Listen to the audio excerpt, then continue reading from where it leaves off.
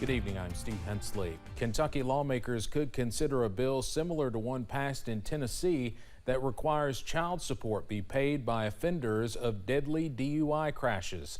Lawmakers in Frankfort heard from a Tennessee legislator about their new statute today.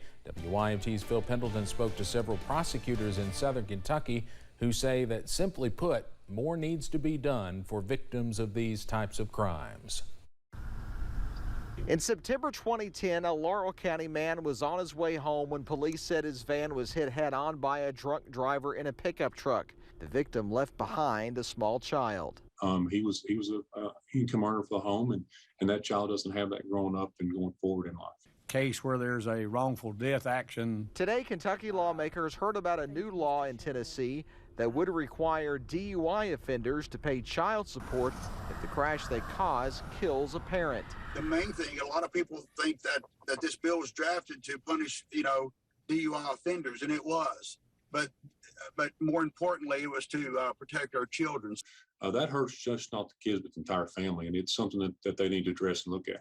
Another prosecutor told me what Kentucky really needs is a vehicular homicide law, a true law that would result in a much longer sentence for those convicted of those types of crimes. Right now, most offenders only get handed second-degree manslaughter with the maximum sentence of 5 to 10 years in prison. Child support would be a form of restitution, and while that may sound good for victims, the question some ask is, will offenders actually pay it? They're not paying, or probation pro is giving them a $25 a month payment plan with thousands of dollars. They can't live long enough to pay it. The Tennessee legislator says their law gives judges the discretion to handle each situation differently. In Laurel County, Phil Pendleton, WYMT Mountain News. Under Tennessee's law, offenders would carry the amount owed with them even after they are released from prison. Health officials are tracking a growing number of hepatitis cases worldwide. Kentucky is now reporting 6 in the state so far, all in children from ages 8 months to 4 years old.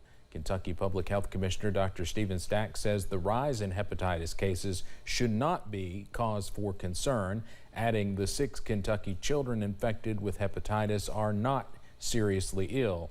The Lexington Dr. Katrina Hood laid out the symptoms to watch for. When we talk about hepatitis, it means inflammation of the liver. And when that happens, it leads to us developing jaundice, which is a yellow tint to the skin. We can also get abdominal pain, sometimes vomiting. Like anything, when we're starting to see something that's unusual, we should be on the lookout for it in our children. Dr. Stephen Stack says the cause of this form of hepatitis is unknown, but a lot of factors such as common causes of hepatitis and COVID vaccines have been ruled out. Health officials say if your child shows any symptoms of hepatitis, to contact your pediatrician.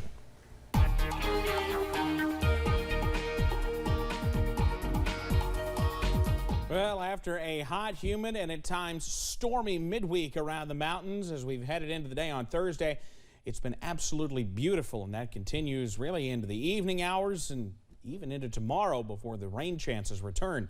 Outside right now, you see what we've got. High-nav camera UVA-wise, just a few fair weather clouds bubbling up this afternoon. Blue skies otherwise. Low 70s out there in southwest Virginia, at least in Wise. Mountain Parkway at Slade, those fair weather clouds again. Beautiful shot there. Middle and upper 70s around the region. We did have Wise and Logan snuck into the 60s for a little bit during the last hour, but they're back in the low 70s, and that's where many of us are, middle and upper 70s.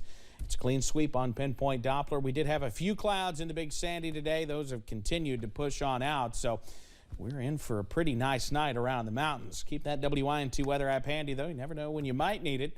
Though I will say tonight, likely not one of those nights you'll need it to track storms, because we've got clear skies, temperatures down into the 50s as we head into the overnight thanks to the low humidity. I've got the latest, though, on when showers look to make a run at the forecast again, coming up in just a few minutes. Steve? All right, Evan, thank you. After nearly 1 year and more than 1,000 interviews, the Congressional Committee investigating the January 6, 2021 insurrection at the U.S. Capitol will take their work public. The first hearing, set for prime time, will set the table for more to come. The panel said it will present previously unseen material and a summary of what they've uncovered about what they describe as a multi-step effort among loyalists of former President Donald Trump to overturn the results of the 2020 presidential election.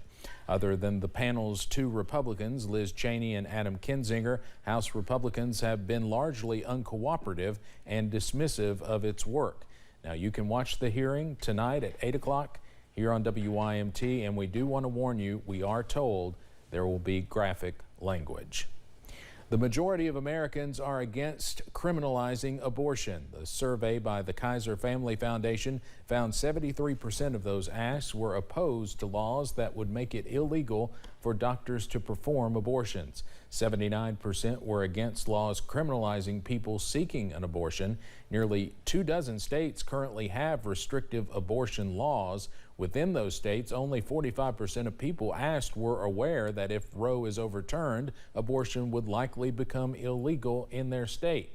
Nearly 75% of participants said they believe that abortion should be a personal choice, including 52% of Republicans.